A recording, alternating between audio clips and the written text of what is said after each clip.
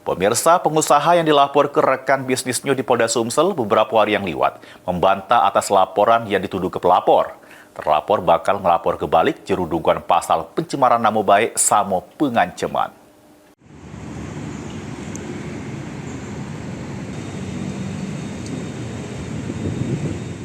Sesudip dilapor ke rekan bisnisnya juru dugaan pasal penipuan sama penggelapan.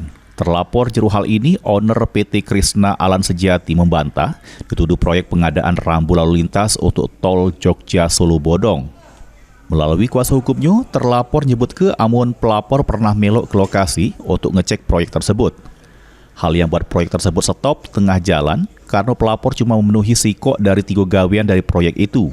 Sehingga terlapor juga kena penalti serta kerugian karena proyek itu tidak tepat waktu.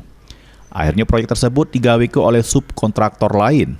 Terlapor juga menyangkal dapat somasi dari pelapor karena penagihan pengembalian duit itu dilakukan lewat pesan WA dengan cara mengancam.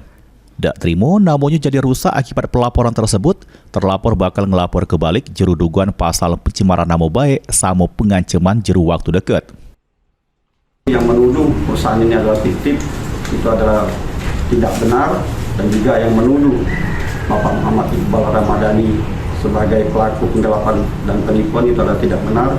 Maka kita akan menempuh langkah hukum, yaitu melaporkan balik dan juga terhadap pengancaman.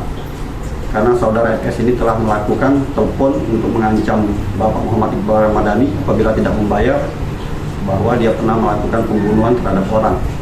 Juru hal balik ke duit pelapor sebesar 100 juta, terlapor sudah berupaya beretikat baik dengan minta nomor rekening untuk mentransfer duit tersebut, namun sampai mak ini tidak dikirim ke Mulyadi, PAL TV.